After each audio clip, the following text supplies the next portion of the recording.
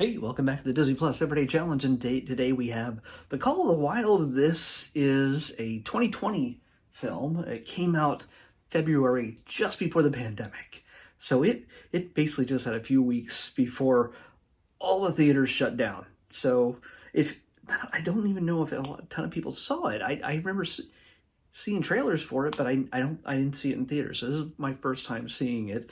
It runs an hour and 43 minutes long, and of course you can see it stars Harrison Ford. However, in a CGI dog, a very CGI. All the dogs are CGI. They're all digital dogs.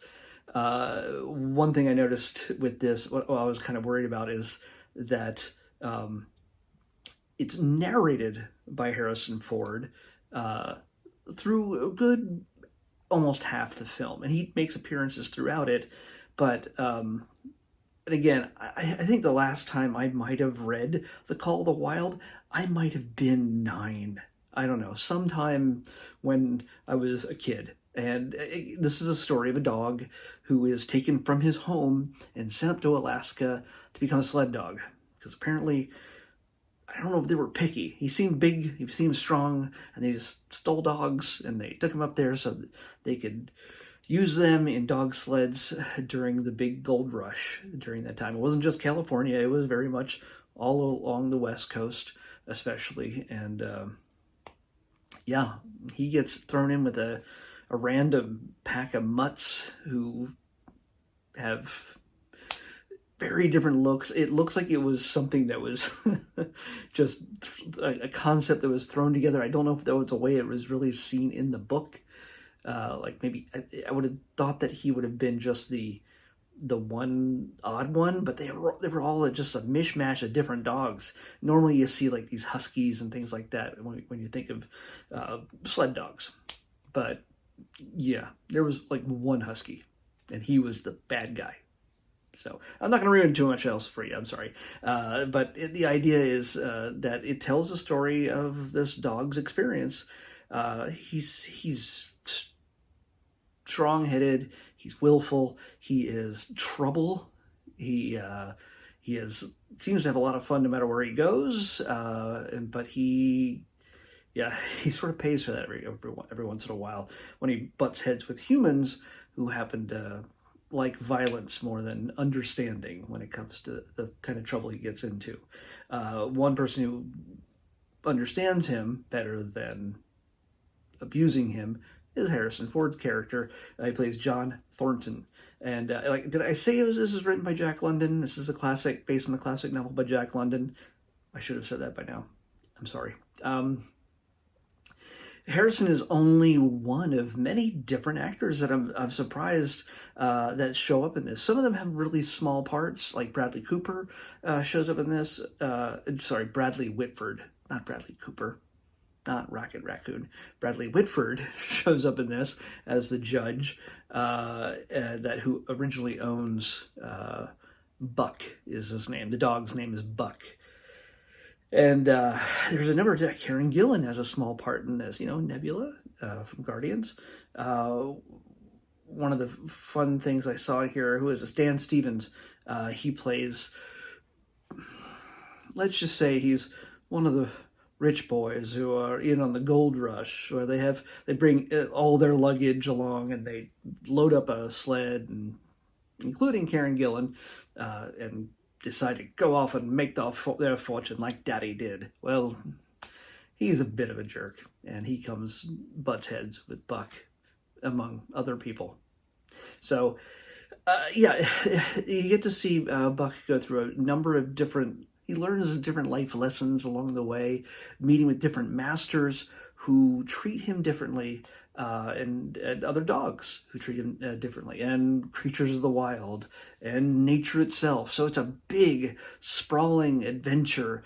The only thing that sucks it out of me, and I realize that why they had to do this, is the fact that he is so very CGI, and they anthropomorphize him to a certain degree. Thank God they don't make him talk, but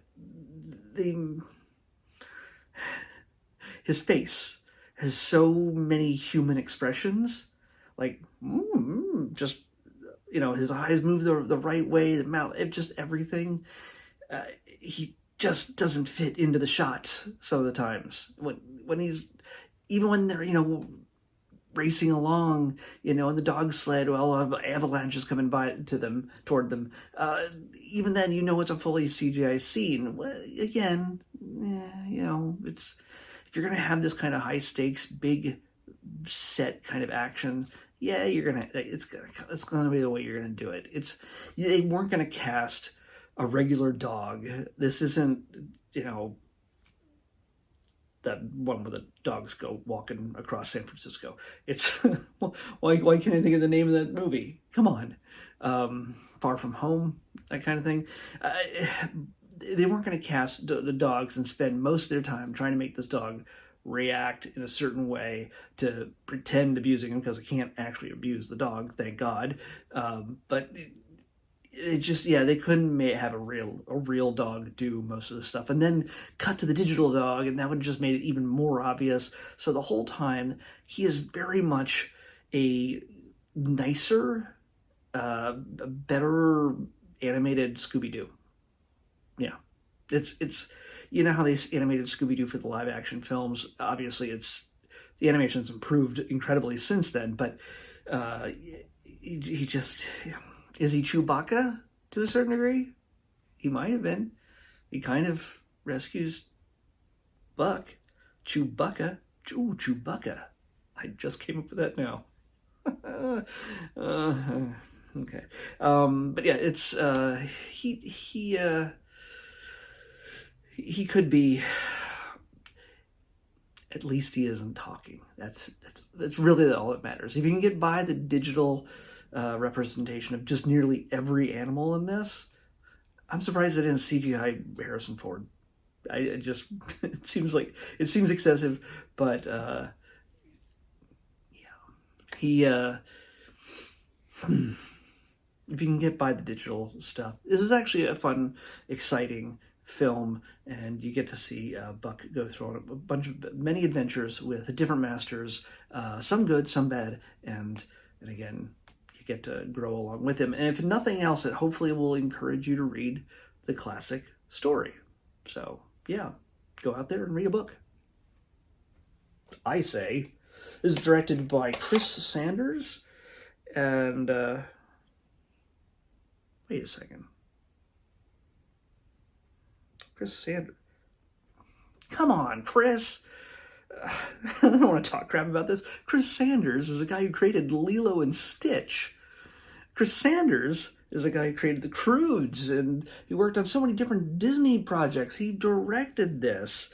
I don't know why I didn't see this sooner. I've met him a number of times. He's always at Comic-Con every year selling his art sketchbooks and things like that. I should go grab one to show you. But I usually buy his sketchbook every year and say hi. That's about it.